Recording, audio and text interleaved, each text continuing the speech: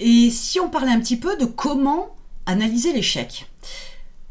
Lorsque vous avez pris une décision, vous avez pris cette décision à un moment M, avec les informations que vous aviez, avec votre expérience, avec un jugement, une évaluation de la situation, etc., que vous aviez à ce moment-là, particulièrement. Si, effectivement, ça devient un échec, il est clair que, quelque part, entre guillemets, vous ne pouvez pas vraiment vous jeter la pierre. Parce que je vous dis, c'est à un moment donné que cette décision elle a été prise, il vous manquait peut-être des informations. Il vous manquait peut-être un mindset. Il vous manquait peut-être une analyse sous un autre angle, etc. Donc, on ne peut pas tout avoir non plus dans la vie. Donc, l'échec, ok, c'est pas grave. On peut refaire les choses avec une autre approche, une autre réflexion, etc. pour que finalement, ces actions-là modifiées vous permettent de ne plus être en échec. Donc, l'idée, c'est pas de se jeter la pierre, l'idée, c'est d'apprendre.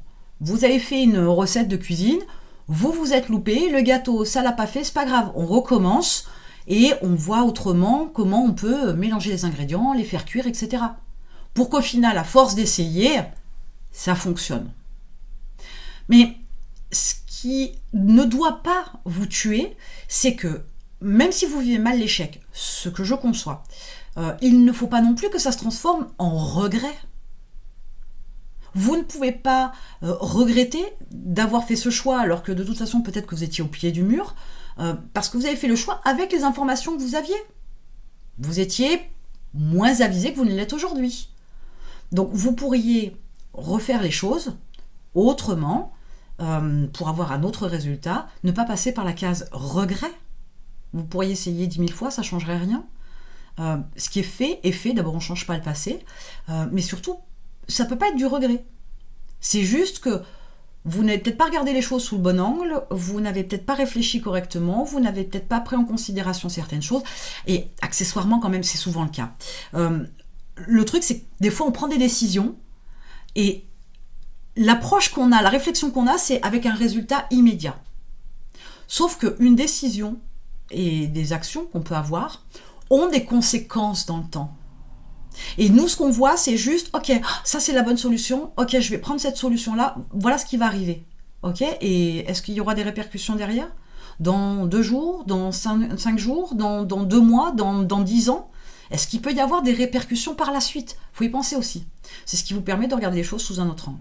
Mais chaque décision que vous prenez, chaque démarche que vous avez, et chaque échec que vous avez, ne doivent en aucun cas être capitalisés comme, du moins catégorisés dans la partie regret. Jamais de la vie. Ni remords, ni regret.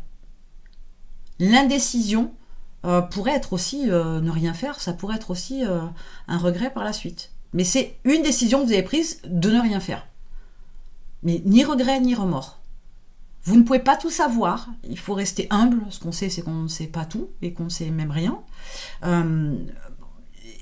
Aucune approche, toutes les choses que vous avez faites, aucune approche de regret ou de remords doit être positionnée dans votre tête. Ça ne fonctionnera pas si vous vous jetez la pierre constamment, si vous vous sentez fautif et si vous avez des regrets et des remords. Vous finirez par ne plus rien faire au final, de peur de vous tromper. Alors qu'au quotidien, vous vous levez chaque jour. La vie, c'est un risque. Tous les matins, vous vous levez, vous ne savez pas ce qui va se passer. C'est l'inconnu. Pourquoi vous voulez être sécurisé au niveau du reste ? C'est pas possible. Donc, ne craignez rien vis-à-vis de l'échec, mais embrassez-le, entre guillemets, chérissez-le, parce que ça vous permet d'apprendre quelque chose, ça vous permet aussi de comprendre que peut-être vous pouvez améliorer votre mode de réflexion, votre mode de pensée, la manière dont vous prenez vos décisions, etc. Donc, tout est fait pour vous améliorer. Vous passez votre vie à vous améliorer sans vous en rendre compte. L'échec en fait partie. Mais en aucun cas, véritablement, l'échec doit être transformé en regret. Jamais.